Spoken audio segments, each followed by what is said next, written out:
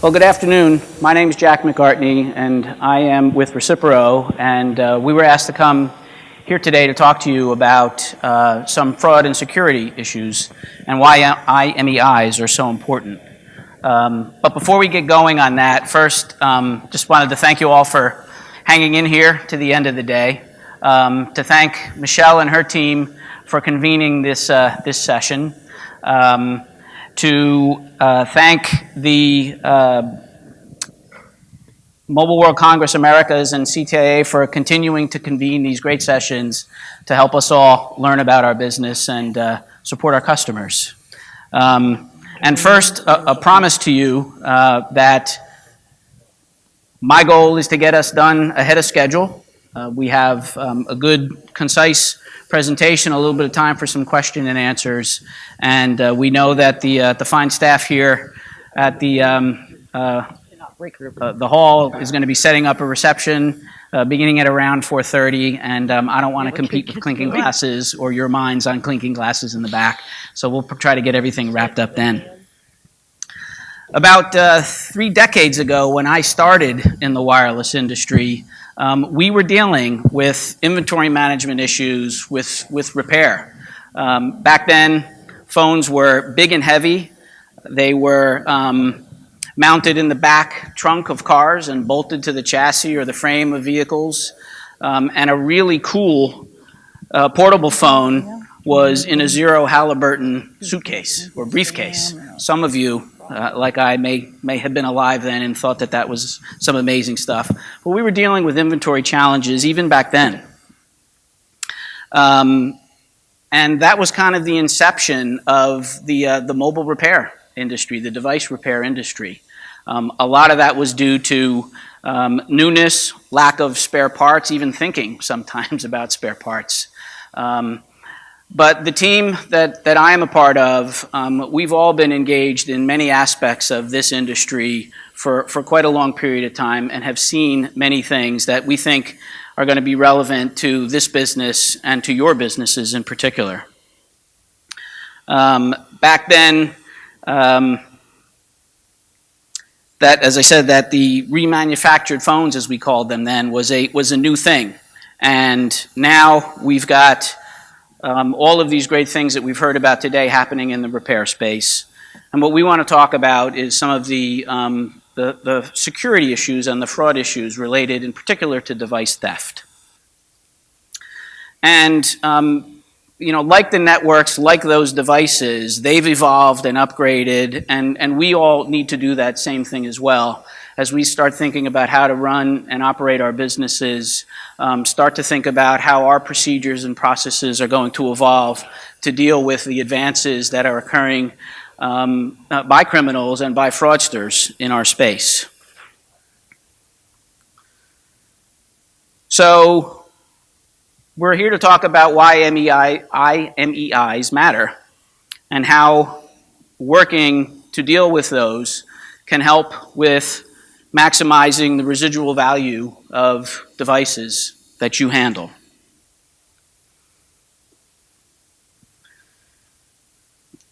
The wireless repair industry has grown dramatically over the last handful of years, and it's estimated to be around $4 billion in value, at least in some recent analyses.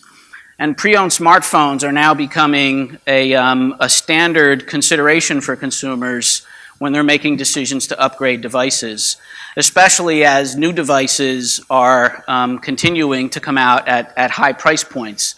I didn't hear the official numbers. I don't know if anybody did, what the new iPhone came out at a price point, but we anticipate 4 digits on that one. So the good news there is that a lot of value has been created in these devices, and that has created opportunities for you as you work to repair and return those into the market.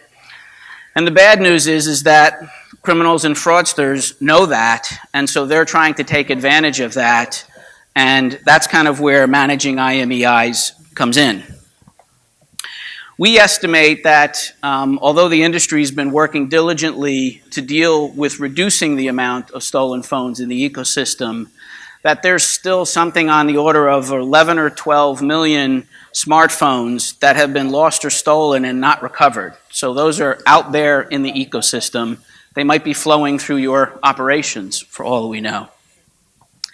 And that if you put a $300 value on those devices, we're talking about $3.5 billion worth of value that's out there in the marketplace. So although the industry has made great strides in reducing the volume of stolen smartphones over the last couple of years, there's still a lot more work to be done.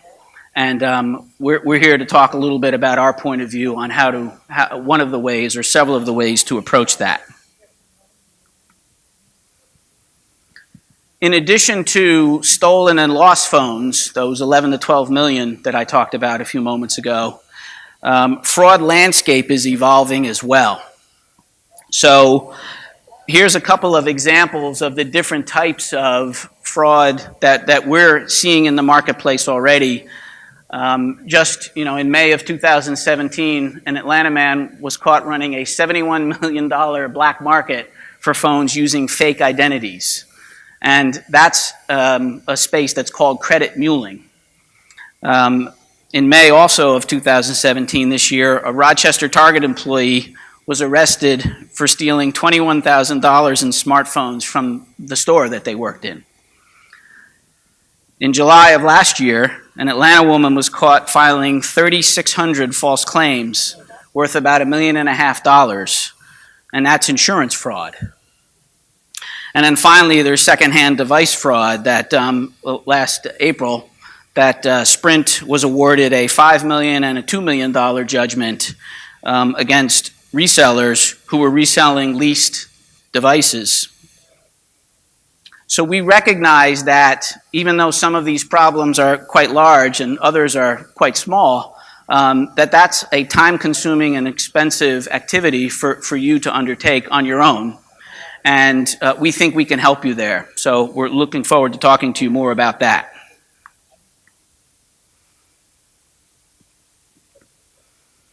So we want to set up a little bit of a parallel for you. Very similar problems happened in the automotive industry. Vehicle identification number, VINs, became important to the automobile industry as first cars were getting stolen and then cars were being chopped up and parts were being sold after being stolen. And again, the same thing. Cars became very high value targets for thieves. And so the industry, as auto theft began increasing, started using VINs. And now vehicle identification numbers are a standard, using history reports based on vehicle identification numbers, are a standard part of the used car sales process. I just went through this myself last fall.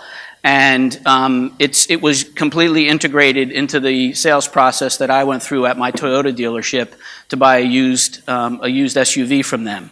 And so that's an example of industry working together, creating a standard and a best practice, and then that process flowing through the entire ecosystem to help retain the value of the vehicle, to add confidence to the buyer that they're getting a good value for what they're paying, and taking something that was really a risk, what's the status, what's the real history of my vehicle, and turning that into a valuable part of the sales proposition.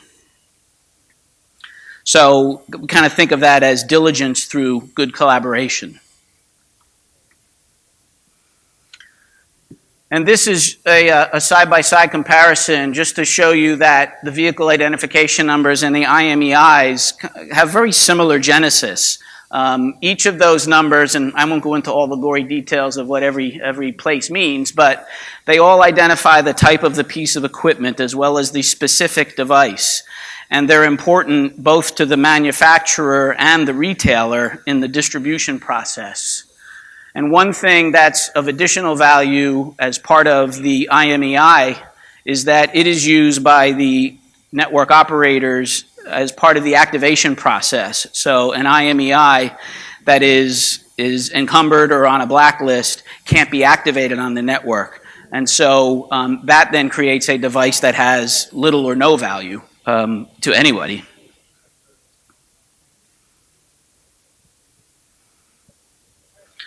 So before we get into who Recipero is, just a quick recap, right? We created value in these devices and opportunity for you as well to participate in repairing them. That theft and fraud is evolving from sort of a peer-to-peer or person-to-person issue of snatch and grabs happening, individual criminals taking one phone from one customer, and is evolving to a much more sophisticated and high-volume fraud and employee theft or insurance fraud or theft as well. And so the challenges are getting more complex.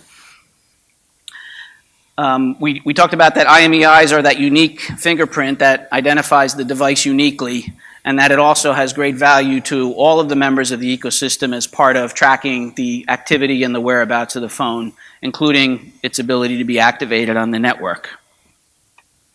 And then finally, we started to introduce the notion that collaboration works to help deal with fraud and theft management and those types of issues.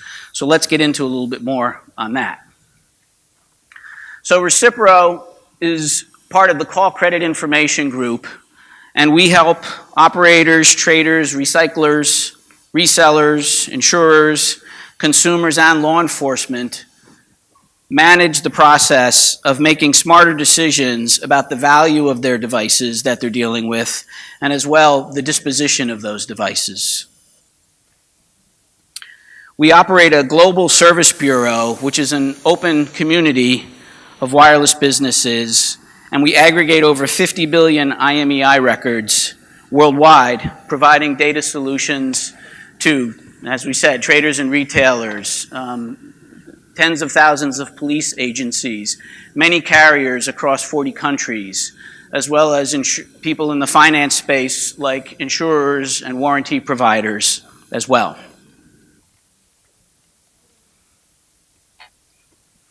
All right, this is an example of our network, and I'll get you through this quickly, and then we'll talk about the specifics of how we think it might impact the repair and the recycling community. But we deal with a whole bunch of different players, as we talked about, and just to kind of give you a sense of how all of them interact in the ecosystem. With insurance companies, we help them verify the make and model of the device, helps them to check if the device is stolen or has previous claims, and also protect it as it's in transit, being shipped from point A to point B. For retailers, we help them verify devices for buyback and trade-in programs and help protect their inventory from employee theft, if you remember that one example that we talked about. For network operators or telecom companies, we help them verify trade-in devices and that they're not lost or stolen. We give them notifications if a financed or leased device is attempted for sale. A lot of times customers don't make the connection that their leased device they don't own, and so we help them with that process. And we also help them protect inventory in transit. For law enforcement, there's a lot of layers that it helps them. For patrol officers, it helps when they're executing search warrants. In the police station front offices, it helps them as they're doing crime reporting. For intelligence units, it helps them identify false and duplicate reports. And for investigative officers, it helps them both in major crime information reporting as well as stolen property investigations. And a lot of this started as the phone itself was the stolen property investigation, but more and more stolen phones are part of other types of crimes. And so our law enforcement partners are very interested in finding the activity on a device because it helps them identify additional crimes that are committed using a stolen phone. Kind of like how a lot of cars were stolen to be part of committing an additional crime. And for this ecosystem, the repair ecosystem, it can help you avoid devices that have been reported to carriers and blacklisted and therefore not able to be activated on the network. It can help you avoid devices that have been reported as leased by carriers, to avoid devices that have been reported as lost or stolen to law enforcement, but perhaps not yet to somebody else in the ecosystem, or devices that are wanted for insurance claims. And using all of this information will help you manage your processes so that you can make, the business decisions based on your operations that are in the best interest of you, as well as providing some hassle-free activations for your customers. So over time, we've learned that fraud bureaus, in fact, work. There are integral components to fraud bureaus: collaboration, participation, and sharing of data. And there's some great examples of how that has worked in the marketplace. Fintech companies, healthcare companies, even the food industry has used fraud bureaus to collaborate and remove fraud from their ecosystems. And Experian reported in their industry that creating fraud bureaus has helped them slash fraud by 55%, speed up their ability to confirm incidents by 66% faster, as well as reducing operating costs. So it's making their business operations lower risk and much smoother as well.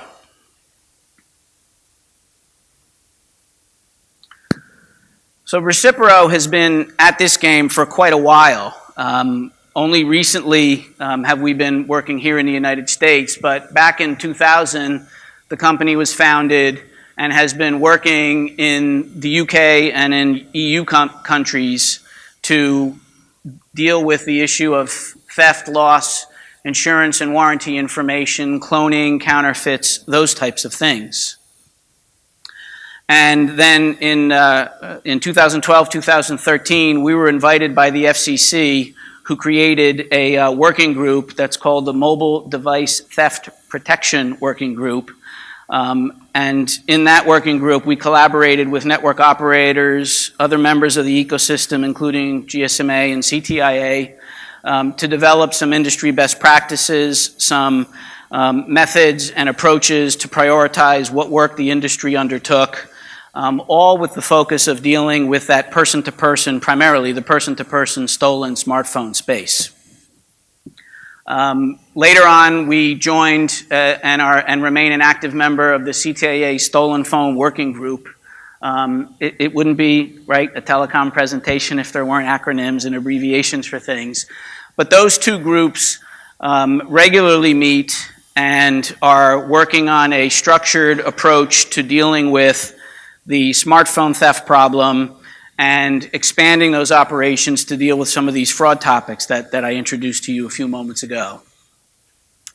And then last year, the wireless industry, through the leadership efforts of CTIA, had come together and put out a voluntary, an industry voluntary commitment to participate in this space. And so many of the network operators and the largest handset providers all joined in on signing that voluntary commitment.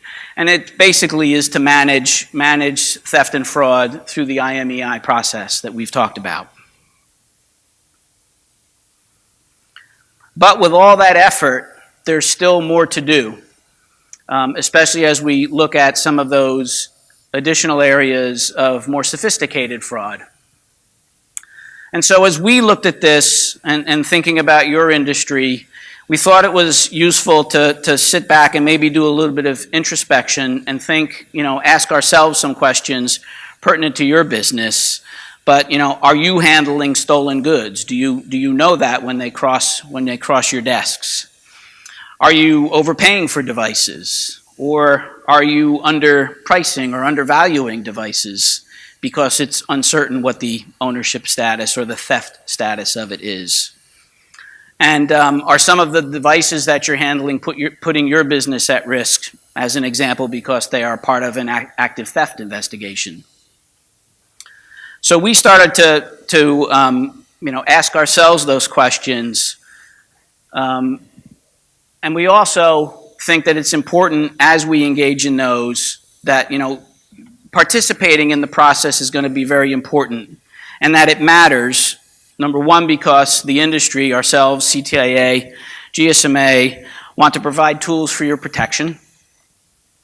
That criminals exploit the weakest channels, the channels that are not protected, that fraud kills business. The Department of Commerce has published that 3 out of 5 businesses fail within the first 5 years, and 1 out of 3 businesses fail because of fraud-related matters.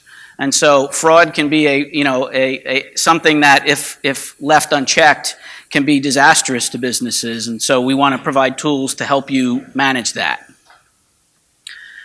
And so sharing the transactional activity that you have as part of dealing with phones through sharing the IMEIs, both from on-net activity like we think about with the mobile operators and the manufacturers, as well as off-net, which yourselves, the insurance companies, law enforcement and the like, is very important. Using all of those data sources, then we can convert that into intelligence, and then you can use that intelligence to make business decisions based on your operations to reduce that risk. So that leads us to a question for you, which is, based on what we've just been discussing for the last 10, 15 minutes or so, what are your perspectives, what are your concerns as you're thinking about mobile devices, theft, and fraud? That perhaps we should be thinking about. We'd love to get some of your input now, and we can perhaps go into some more details afterwards. But do any of you have any thoughts, concerns, maybe questions about the fraud ecosystem or the stolen phone ecosystem that we can address for you? Yes. I think we have a microphone coming up for you. Thanks. So yeah, Captain Questions rises again. So this is very new information to me. So if this is a naive question, then forgive me. But since you compare the IMEI information to things like Carfax, for example, is there a branding opportunity for this? Because this is happening behind the scenes, invisible to the end user consumer. But is there a way for retailers that may be in this room, for example, to sort of step forward and say, we are participants in this network that prevents this kind of fraud, which ultimately can harm you. Put a sticker on the front door. Right. I mean, is this already part of the thought process? I think that's exactly what we were thinking when we were invited to speak to this group. The historic activity that's been taken place so far has mostly been with the large-scale operators, the major network, the telecom companies, the major carriers, and the large device manufacturers. And they've been doing some of the basic blocking and tackling, like hardening IMEIs and standardizing on how IMEIs are displayed on devices and how they can be retrieved, and standardizing on the processes that they use to make decisions on whether or not to activate a phone based on its IMEI status. So I think the point that you're making is exactly what we think are some of the next steps that the whole industry can take, and that this group in particular can take. But I think I also just want to make sure that we think of it in that context. If you remember that chart that I showed that had kind of the whole ecosystem together, what makes these kind of systems work is everybody participating and all doing that in a collaborative fashion. We may discover through the efforts of this audience things that happen that help people in other spaces, law enforcement perhaps as an example. We may discover that work that's being done in other areas may help the repair and recycling space. So yeah, I think we're here because we think that there's opportunity to do that, and this is really, I think, at Michelle's leadership, the first time that we've addressed this into this community. So I think that's an obvious next step for us, for all of us. Any other questions? Okay, well, we'll be in the back to have more one-on-one discussions if you'd like to talk about these problems as well.